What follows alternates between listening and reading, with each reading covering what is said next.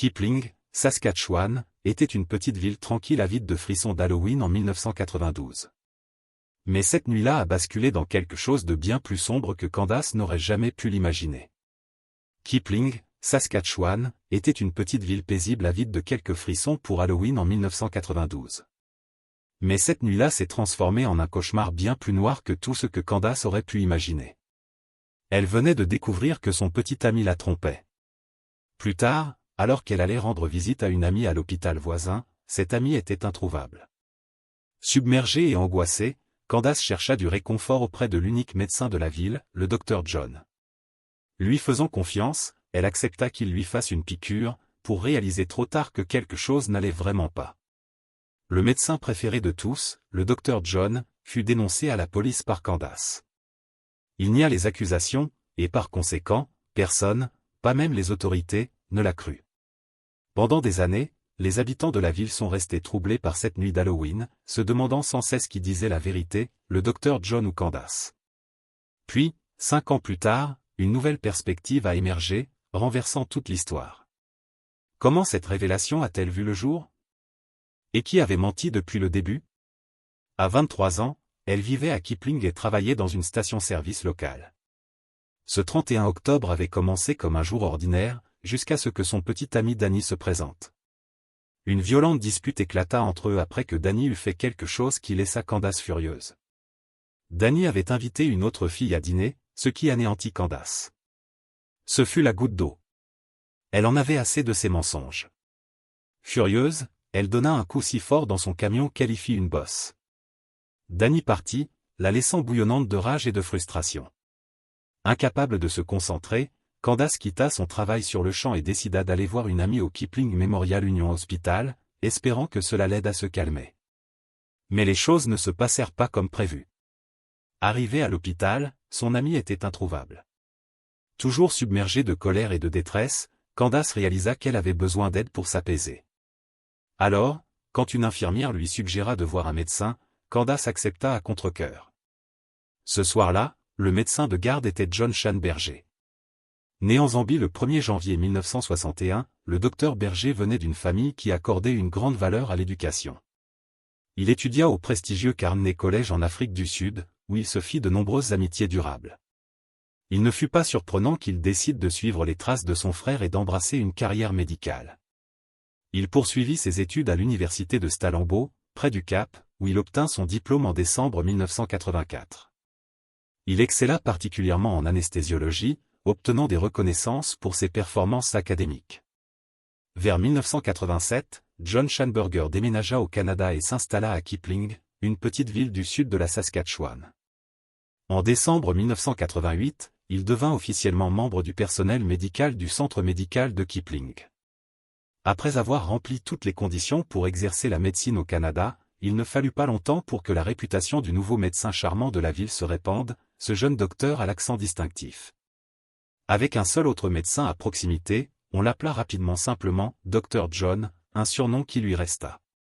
Les gens de la ville l'admiraient pour sa compassion et son professionnalisme, et il gagna vite une réputation de présence attentionnée et fiable dans cette communauté soudée. Tout le monde l'appréciait, mais les femmes étaient particulièrement attirées par ses manières polies et son charisme. Il plaisantait même en disant que certaines patientes simulaient une maladie juste pour avoir une excuse de le voir. Grand, séduisant et naturellement charmant, le docteur John devint l'un des hommes les plus convoités de Kipling. Lors d'une consultation, il rencontra Lisa Dillman, une mère célibataire élevant 2 enfants. Ils se marièrent en 1991, et John prit les enfants de Lisa comme les siens, assistant souvent à leurs matchs de sport pour les encourager. Le couple eut par la suite 2 autres filles, nées à 1 an d'intervalle. Bien que John fût un excellent médecin généraliste, il reconnut que Kipling avait besoin de services médicaux plus spécialisés. Poussé par le dévouement, il poursuivit des études supplémentaires et devint compétent en obstétrique et gynécologie. En 1992, à 38 ans, le docteur John n'était pas seulement un médecin à temps plein et un père de 4 enfants dévoués, mais aussi un membre actif de la communauté. Il dirigeait un comité local œuvrant à collecter des fonds pour une piscine publique et enseignait même un cours au lycée axé sur les relations et le développement personnel. La vie semblait bien aller pour le docteur John. Mais cela allait changer. Lui et Candace entretenaient déjà une relation amicale. Il l'avait aidé à accoucher 9 mois plus tôt. Quand Candace vint le voir après sa dispute avec Danny, elle avoua à quel point l'intensité de ses émotions lui faisait peur. Le docteur John avait déjà été témoin de sa colère, une fois lors d'une collecte de fonds pour la piscine où elle et Danny s'étaient disputés en public. Il savait qu'elle pouvait facilement s'énerver, mais cette fois, elle semblait totalement incapable de se calmer. Le docteur John sortit brièvement de la pièce et revint tenant une petite seringue. Quand il dit à Candace qu'une injection l'aiderait à se sentir mieux, elle hésita, s'attendant plutôt à ce qu'il lui prescrive des pilules. Lui faisant toujours confiance, elle tendit son bras droit. Quelques instants après la piqûre, elle sentit son corps devenir insupportablement lourd, comme si elle glissait dans un demi-sommeil d'où elle ne pouvait bouger. Avec l'aide du docteur John, Candace passa de la chaise à la table d'examen et s'allongea sur le côté gauche, face au mur. Presque immédiatement, elle commença à se sentir bizarre. Le médicament qu'il lui avait donné, le Versed, était un sédatif couramment utilisé pour détendre les patients avant des procédures douloureuses comme les coloscopies. Il provoque typiquement de la somnolence et une perte de mémoire pendant le traitement, mais les réactions varient d'une personne à l'autre, et Candace ne s'endormit pas et ne perdit pas connaissance. Au lieu de cela, elle était éveillée mais incapable de bouger, son corps complètement paralysé. Elle sentit quelqu'un tirer sur ses vêtements, écartant son pantalon, mais elle était trop désorientée et faible pour résister. Puis, dans une trahison de confiance horrible, le médecin sur qui elle comptait fit l'impensable. Quand Candace essaya de crier, seul un faible son rauque s'échappa de sa gorge. Durant toute cette épreuve terrifiante, Candace ne vit personne d'autre. Le docteur John était seul dans la pièce avec elle.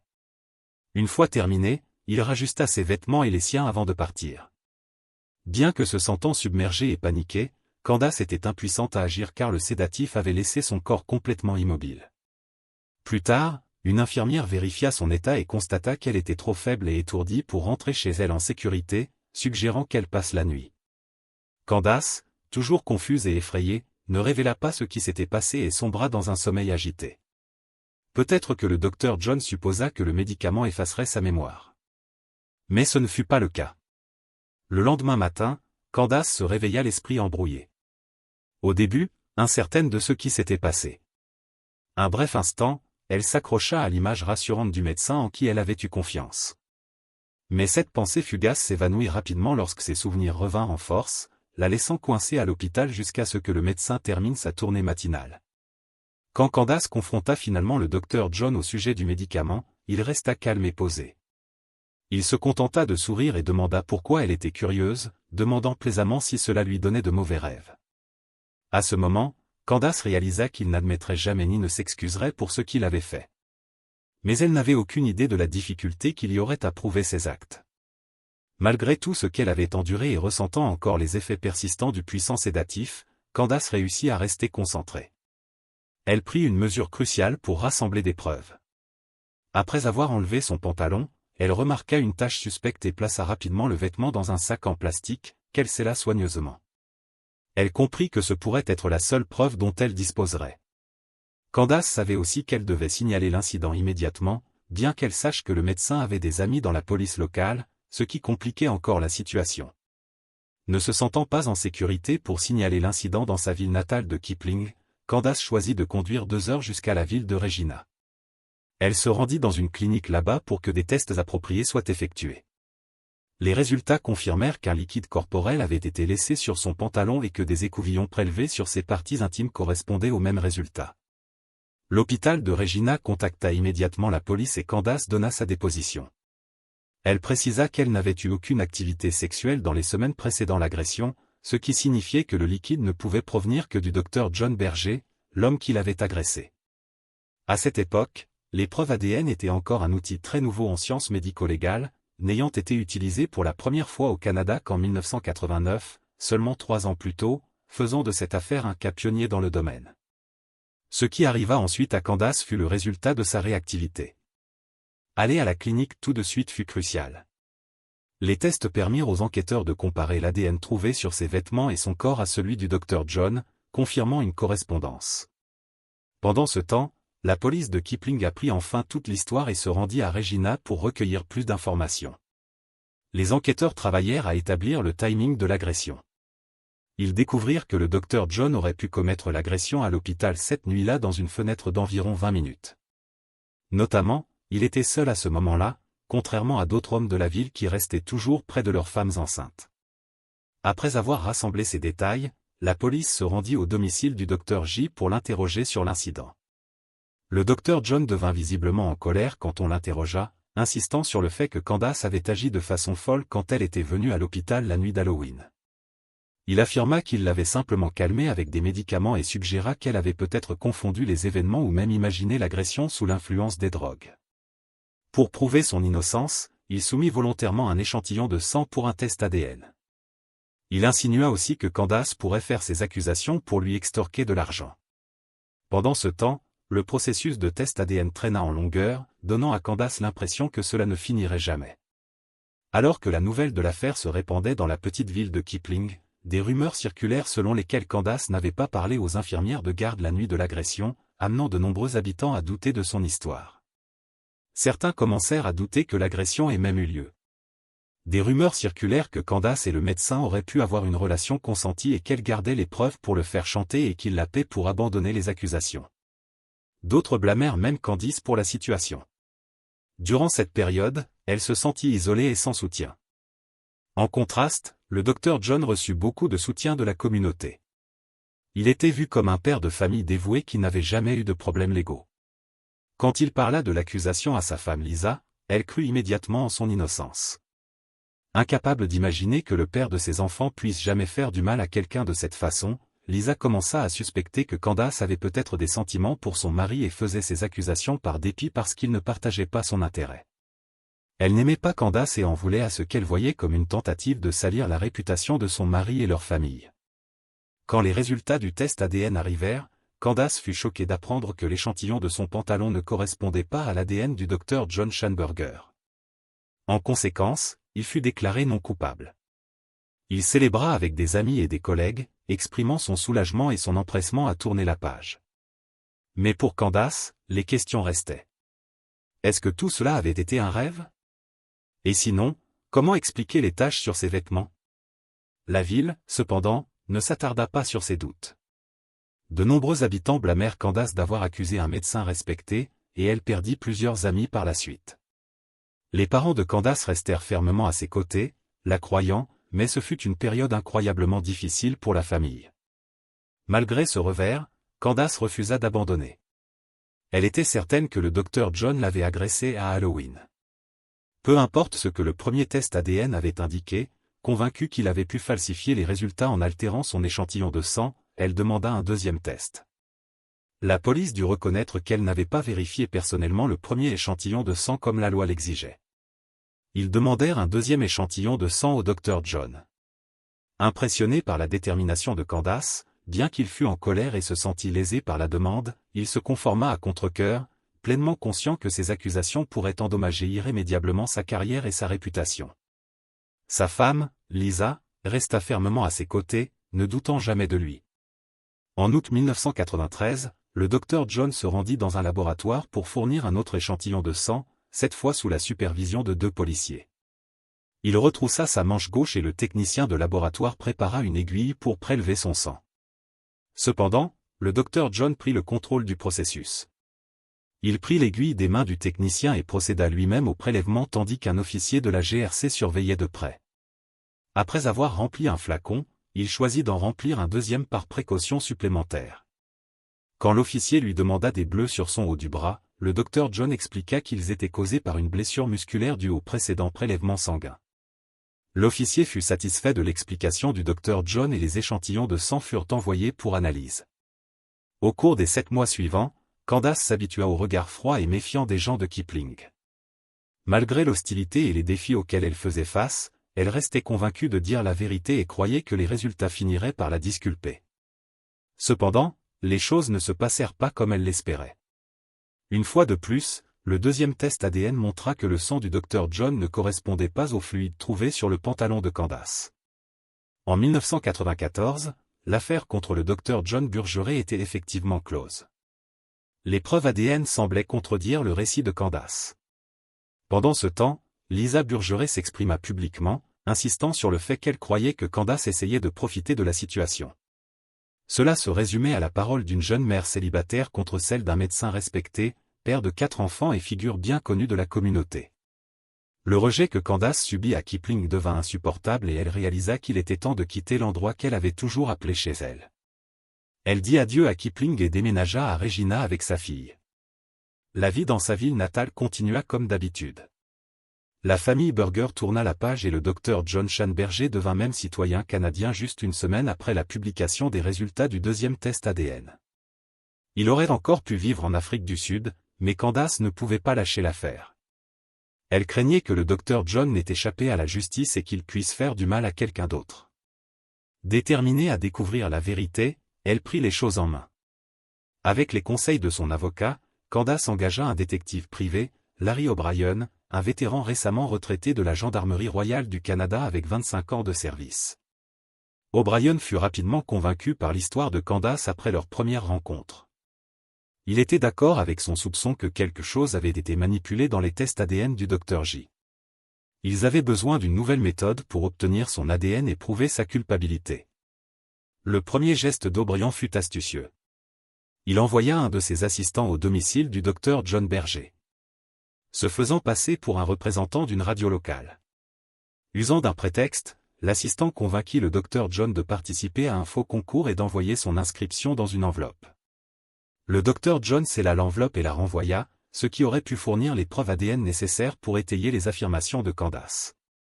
Cependant, le plan échoua. O'Brien expliqua plus tard que l'enveloppe avait été compromise. Elle était devenue contaminée ou endommagée d'une certaine manière, même si elle avait été choisie au hasard dans une boîte neuve. Ce revers était frustrant et décourageant. Dans une petite ville soudée comme Kipling, tout le monde connaissait les affaires des autres. Une voisine qui travaillait comme femme de ménage, familière de la famille de Candace, informa Lisa Burger qu'un détective privé avait été engagé. Croyant l'affaire réglée, Lisa fut furieuse d'apprendre que Candace poursuivait encore l'affaire. En une semaine, le centre médical de Kipling envoya une lettre à la famille de Candace les informant qu'ils n'étaient plus les bienvenus à l'établissement. Dans une ville avec seulement 2 médecins, c'était un sérieux problème. Les habitants devraient se rendre hors de Kipling pour se faire soigner s'ils tombaient malades. Le samedi 23 mars 1996, Larry O'Brien suivit le docteur John et attendit qu'il s'éloigne. Les plaques nominatives sur la voiture attirèrent son regard. La première partie du nom de famille brillait clairement. Aucun doute, c'était le véhicule appartenant à l'homme que Candace accusait de l'avoir agressé. Une fois le docteur John hors de vue, le détective vérifia rapidement la porte du conducteur, qui, comme beaucoup de voitures à Kipling, était déverrouillée. O'Brien savait exactement ce qu'il cherchait. Sur le siège du conducteur, il trouva des cheveux. Et en fouillant les déchets, il découvrit un baume à lèvres usagé. En l'inspectant, il remarqua que le bord était usé, montrant qu'il avait été utilisé plutôt que neuf. Le baume à lèvres avait clairement servi. O'Brien le plaça dans un sac médico-légal et le frotta soigneusement contre la fenêtre d'une enveloppe pour préserver tout ADN potentiel. Candace, avec le soutien financier de ses parents, engagea un laboratoire privé pour effectuer des tests ADN. Alors que les échantillons de cheveux ne purent pas être testés car ils n'avaient pas de racines, la salive sur le baume à lèvres fournit une source viable. Après 2 semaines, les résultats initiaux semblaient peu concluants car ils ne correspondaient pas à l'échantillon de sang du docteur John. Mais l'affaire prit bientôt un tournant dramatique. L'ADN du baume à lèvres correspondait à l'ADN trouvé sur la tache dans le kit d'agression de Candace. Ce que Candace avait longtemps cru était enfin confirmé. Le docteur John Schanberger était bien l'homme qui l'avait agressé. Cela avait pris 4 ans de détermination et de persévérance, mais le combat pour la justice était loin d'être terminé. Même si le baume à lèvres fournissait une preuve cruciale, un problème majeur subsistait. On ne pouvait prouver définitivement que le docteur John était la seule personne à l'avoir utilisé. De plus, le détective privé l'avait obtenu en entrant dans la voiture de J sans permission, soulevant des questions sur l'admissibilité de la preuve en cours. La police accepta la preuve, mais avait des options limitées à cause de ses complications légales. Pourtant, l'ADN du baume à lèvres suffit à convaincre la police que le récit de Candace était crédible et que le docteur John était bien coupable. Ils avaient simplement besoin d'une méthode légalement solide pour obtenir la preuve. Utilisant les informations du détective privé de Candace, la police approcha le docteur John et demanda un troisième échantillon de sang. Il obtempéra, fournissant un autre prélèvement sanguin le 20 novembre 1996. Quand l'infirmière tenta de piquer le doigt du docteur John, il refusa, affirmant qu'il avait une condition qui causerait de graves bleus si le sang était prélevé sur ses mains. À la place, il tendit le bras et consentit à un prélèvement de cette manière. Sans ordonnance du tribunal, les autorités ne pouvaient l'y forcer. La réaction de l'infirmière à l'échantillon peut être entendue sur l'enregistrement vidéo de la procédure. Le sang prélevé sur son bras gauche apparaissait brun foncé, donnant l'impression qu'il était vieux plutôt que frais. À l'inspection, les techniciens de laboratoire déterminèrent que l'échantillon était de mauvaise qualité et impropre à un test ADN précis. Candace était furieuse. Si l'échantillon de sang était clairement défectueux, pourquoi l'avait-on même accepté?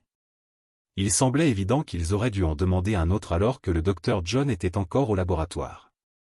Tant d'efforts avaient déjà été déployés pour prouver que le docteur John n'était pas celui qu'il prétendait être, et Candace était déterminée à ne pas abandonner.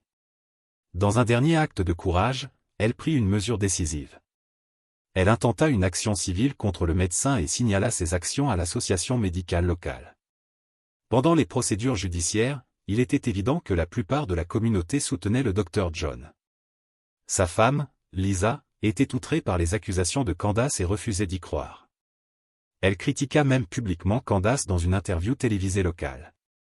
Malheureusement, l'affaire civile n'aboutit finalement à rien, laissant Candace sans justification légale formelle. Candace dut affronter la réalité douloureuse que le docteur John pourrait ne jamais faire face aux conséquences de ses actes. Mais un tournant approchait. Le 25 avril 1997, Lisa Burgeret découvrit quelque chose de troublant dans sa propre maison. Sa fille de 15 ans issue d'un précédent mariage lui confia que quelque chose d'inhabituel se passait. Une nuit tardive, son beau-père était entré dans sa chambre et lui avait fait une injection, laissant l'aiguille emballée dans son lit. Quand la fille se réveilla, elle le dit immédiatement à sa mère. Choquée, Lisa demanda si cela était déjà arrivé auparavant, et sa fille confirma que oui. Lisa se souvint d'une conversation antérieure où elle avait demandé à son mari s'il avait déjà administré des injections à sa fille. Il admit avoir fait l'injection, affirmant que la fille toussait et qu'il essayait seulement de l'aider. Parce qu'il était médecin, Lisa n'avait pas mis en doute son explication, d'autant qu'elle n'avait entendu personne tousser. Mais elle apprit bientôt la vérité horrible. Sa fille avait été abusée par le docteur John depuis qu'elle avait 13 ans. Lisa réalisa que si elle n'avait pas cru Candace, il était logique qu'elle ait pu douter de sa propre fille aussi. Quand Lisa demanda pourquoi sa fille n'en avait pas parlé plus tôt, la fille expliqua qu'elle n'aurait jamais pu imaginer que l'homme qu'elle aimait, son père et beau-père, était en réalité un prédateur. Choquée, Lisa fouilla le bureau à domicile de son mari et découvrit des sédatifs supplémentaires cachés sur une étagère haute. Prenant une position ferme, Lisa signala tout à la police et expulsa le docteur John de leur maison. Adams fut stupéfaite quand elle apprit la nouvelle. Pendant des années, elle s'était battue pour la justice, craignant que le docteur John ne fasse du mal à quelqu'un d'autre. Découvrir que sa propre petite-fille avait été victime était dévastateur. Elle dit qu'elle n'oublierait jamais le jour où ils confirmèrent que les cheveux, la salive et le sang prélevés sur le docteur John correspondaient aux preuves. Même ses doigts furent testés. Les résultats ADN étaient concluants. L'ADN du docteur John correspondait à l'échantillon trouvé sur le pantalon de Candace et à la salive sur le baume à lèvres découvert dans sa voiture. Il était maintenant pris en flagrant délit d'agression à la fois sur Candace Donaghy et sur sa petite-fille et faisait face à des accusations pour ses crimes. Malgré les pressions pour le soutenir, Lisa choisit de croire sa fille, refusant de rester aux côtés du docteur John. Heureusement, le docteur John ne put influencer la décision de Lisa. Elle fut laissée seule pour élever 4 enfants, le plus jeune âgé de seulement 13 mois. Pour garder un toit sur leur tête, elle vendit la voiture familiale et prit un emploi à l'association du diabète à Red Deer, Alberta. Cela lui permit de repartir à zéro dans une nouvelle ville tout en subvenant aux besoins de sa famille. L'affaire pénale contre le docteur John Burgeret débuta en 1999. Durant tout le procès, il nia constamment toutes les charges. Il prétendit que Candace était entrée par effraction chez lui, avait pris un préservatif usagé dans sa poubelle du sous-sol, puis avait utilisé le sperme pour fabriquer de fausses accusations contre lui. Il maintint qu'elle avait l'intention de l'exploiter comme monnaie d'échange pour extorquer de l'argent. Le docteur John agit avec agressivité pour se défendre, protéger sa famille et préserver sa réputation dans la communauté. Quand il parla de prendre des mesures fortes, il faisait référence à la falsification des preuves. Alors qu'il finit par admettre ce qu'il avait fait, personne ne comprit au début comment il y était parvenu. Finalement, le moment que tout le monde attendait arriva, on lui demanda d'expliquer exactement comment il avait manipulé les preuves ADN. La révélation stupéfia tout le monde et laissa un impact durable. Quand son plan désespéré fut exposé, cela choqua encore plus le public. Après avoir été sollicité pour un échantillon de sang en 1992, le Dr John s'était chirurgicalement inséré un drain de panrose de 15 cm rempli de sang d'un autre homme dans son bras, le positionnant à côté de sa propre veine, falsifiant ainsi efficacement les preuves ADN. Il avait aussi ajouté un anticoagulant pour empêcher le sang de coaguler. Son plan était de s'assurer que le technicien de laboratoire prélève le sang du tube plutôt que de sa propre veine. Quand il fut emmené au laboratoire de police pour les tests, il retira le tube après le premier test. 9 mois plus tard, lors du deuxième test, il répéta le même tour.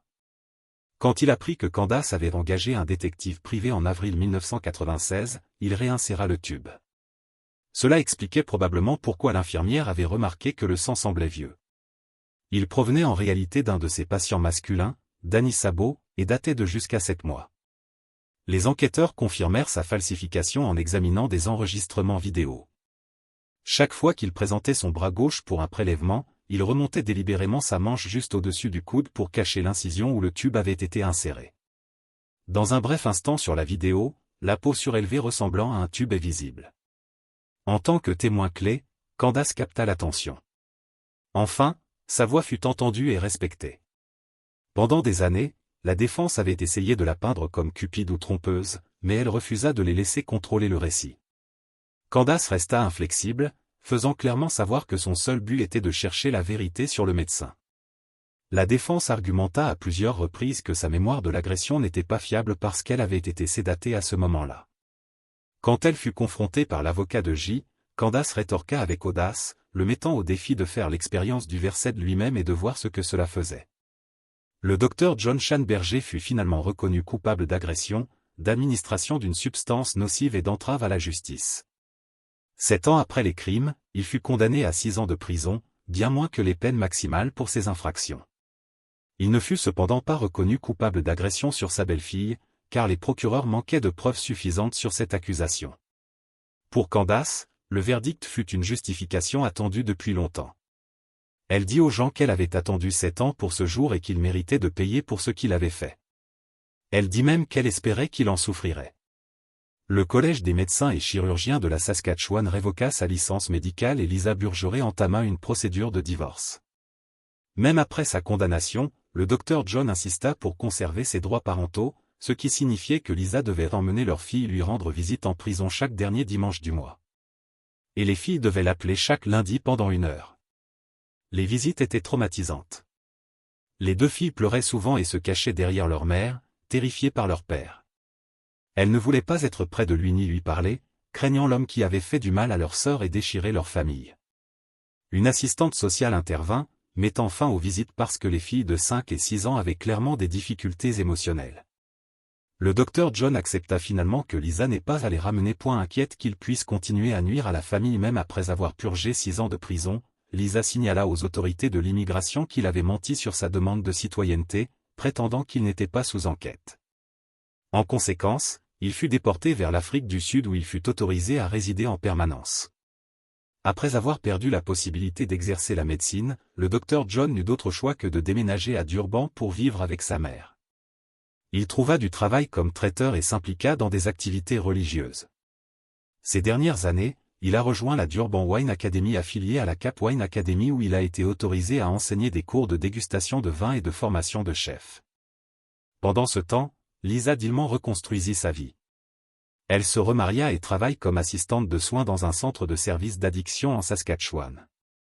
Malgré tout ce qu'elle a enduré, elle reste convaincue que son ex-mari ne montre aucun remords pour ses actions. Elle se concentre sur l'éducation et la protection de ses enfants, disant qu'au moins, elle pourra leur dire un jour qu'elle a fait tout son possible pour les garder en sécurité. Quant à savoir si le docteur John a commis des actes similaires ailleurs, il est difficile d'en être certain. Son passé montre un schéma de tromperie, d'abus de confiance et de manipulation, ce qui suggère un potentiel pour d'autres victimes non découvertes. Mais il n'y a pas de preuves publiquement confirmées d'autres agressions au-delà de ce qu'ont vécu Candace et sa belle-fille. Si vous avez trouvé cette affaire fascinante, n'oubliez pas d'aimer la vidéo et de vous abonner à la chaîne. Nous publions des vidéos sur des affaires criminelles chaque soir. Jusqu'à la prochaine fois, restez aiguisés, restez vigilants.